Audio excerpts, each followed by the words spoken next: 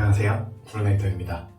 오늘 준비드릴 영상은 보시다시피 콜드브루입니다. 여러분이 생각하시는 콜드브루 두 가지가 있죠? 더치커피, 콜드브루. 도대체 뭐가 다른 걸까요? 사실 똑같은 겁니다. 오늘은 통용해서 콜드브루라고 하겠습니다. 차갑게 우려내다. 말 그대로 되게 이해하기 편하죠? 네, 오늘 준비한 콜드브루는 두 가지 방식이고요. 한 가지는 진짜 커피와 물만 있으면 만들 수 있는 것, 그리고 한 가지는 2만원 정도의 보급화된 기구를 사면 만들 수 있는 것. 이렇게 두 가지 콜드브루를 준비해봤고요. 콜드브루의 종류에는 크게 두 가지가 있습니다. 침출식, 그리고 점적식. 먼저 점적식에 대해서 얘기를 해드릴게요. 이게 형태는 익숙하지 않으실지 몰라도 제가 말씀드리면 그거? 라고 하실 정도로 되게 익숙하게 많이 봤던 기구들이 있습니다. 카페에서 익히 예쁜 실험실 기구 같은 거에 물이 똑똑똑 떨어지면서 까만색 커피가 추출되는 걸 보신 적이 있을 거예요. 그게 바로 점적식 커피입니다. 물을 점점 이렇게 점점점 똑똑똑 내려서 커피를 아주 긴 시간 동안 찬물로 천천히 우려내는 방식을 점적식이라고 하고요. 그리고 바로 침출식. 집에서 정말 간단하게 먹을 수 있고 오랫동안 냉장고에 보관도 할 수 있는 간편한 커피입니다. 적절한 분쇄도로 커피를 갈아내고 거기에 물을 넣어주고 최소 12시간을 우려내주기만 하면 됩니다. 우려낸 뒤에 커피를 찌꺼기를 걸러내줘야 되잖아요. 그 걸러내는 것조차 귀찮다. 처음부터 국물을 우려내는 육수망 있잖아요. 육수망에다가 넣어서 물에다가 담가주셔도 됩니다. 하지만 저는 정말 간편한 걸 보여드리기 위해 물에다가 커피를 때려 박았습니다. 그럼 12시간 이상 우려낸 콜드브루를 개봉해 보겠습니다. 사용된 커피에 따라서 맛은 달라질 수 있지만 콜드브루 특유의 그 향은 남아있어요. 네, 두 개 같은 비율로 내렸고요.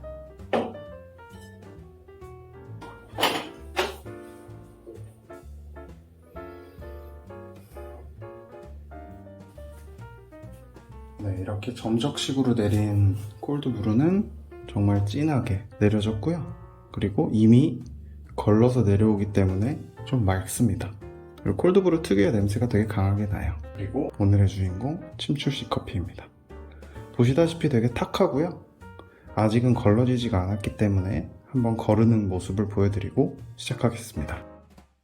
집에 평소에 즐겨 쓰시는 핸드드립 기구가 있다면 종이 필터와 드리퍼에 이렇게 끼워서 바로 걸러내셔도 되고요. 그렇지 않다면 거름망, 육수망을 사용해 주셔도 되고요.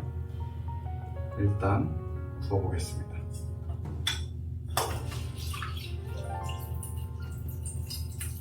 그래도 밤새 대부분의 커다란 가루들은 다 가라앉았고요. 이렇게 뿌옇게 보이는 미분들을 걸러주는 필터링을 한번 할게요. 물과 원두의 비율이 같더라도 이렇게 추출물의 결과가 다를 수 있는데요. 그건 어쩔 수가 없습니다. 분쇄도도 같고 레시피도 같아도 추출하는 방식이 조금 다르기 때문에 얘 같은 경우는 오랫동안 물을 머금고 있는 상태에서 내보내기 때문에 상대적으로 잡내와 쓴맛이 덜할 수가 있어요. 과다 추출이 좀 덜 된다는 말이죠. 하지만 이 침출식 같은 경우에는 최소 12시간을 우린다고 했잖아요. 우려지는 시간 동안 계속 물에 잠겨있기 때문에 맛있는 성분, 향성분, 그리고 좀 과다 추출이 됐을 때 나오는 쓴 성분 이런 게 나올 수가 있기 때문에 사용하시는 원두, 분쇄도, 그리고 물의 종류에 따라서 맛이 달라질 수 있거든요. 그리고 또 우려지는 시간까지. 제가 드린 가이드라인은 최소한의 가이드라인이고요. 1대 7로 알려드렸잖아요. 원두 1, 물 7. 그래서 30g의 원두를 하시게 되면 210g의 물을 넣으시면 됩니다. 그렇게 했을 때 괜찮은 농도의 콜드브루를 추출하실 수 있고요. 추출된 커피가 조금 탁해 보일 수는 있지만 이렇게 걸러내면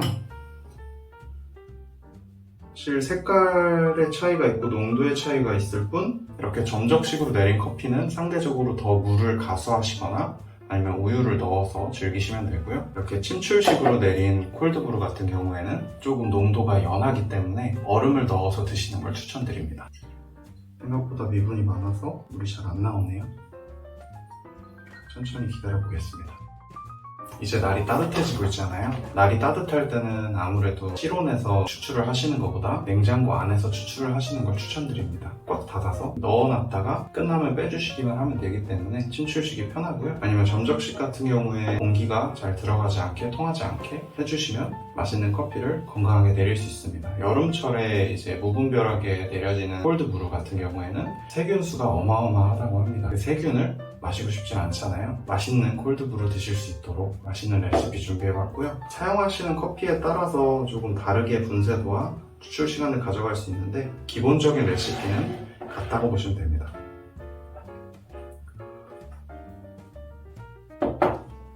콜드브루를 우릴 때도 사용하는 원두가 되게 중요한데요. 원두가 다 까맣다고 생각하시잖아요. 하지만 원두의 볶아짐의 정도는 추출됐을 때 커피의 맛을 결정하는 정말 중요한 척도입니다. 그래서 간단하게 라이트, 미디엄, 다크 이렇게 세 가지 볶음 정도에 따라서 밝게 볶아진 조금 더 화사한 맛을 낼 수 있는 라이트 로스팅 같은 경우에는 아무래도 콜드브루로 사용했을 때 조금 신맛이 강하게 돋보일 수 있고 화사한 맛이나 이런 것들이 콜드브루의 오랜 추출 시간으로 인해서 떨어질 수 있기 때문에 라이트 로스팅 같은 경우는 핸드 드립으로 드시는 걸 추천드리고요. 콜드브루를 내릴 때는 미디움에서 다크 사이, 아주 다크한 것도 상관은 없어요. 프랜차이즈에서 판매하는 다크 로스팅 블렌드도 괜찮고요. 정말 익숙한 맛이 나는 콜드브루를 만들 수 있습니다. 그리고 만약에 미디엄 로스팅의 원두를 사용하시게 되면 콜드브루 추출 시간을 12시간 정도로 딱 맞추시는 걸 추천드려요. 왜냐하면 조금 더 달고 향미가 있는 커피이기 때문에 추출된 커피도 이렇게 라이트하게 보일 수 있습니다. 까만 물을 내리면 당연히 까만 커피가 나오겠죠? 미디움 로스팅을 뽑게 되면 이렇게 조금 밝은 커피가 나올 수 있습니다. 네, 오늘 준비한 영상은 여기까지고요. 이번 한 주도 맛있는 커피 생활 되시길 바랍니다. 감사합니다.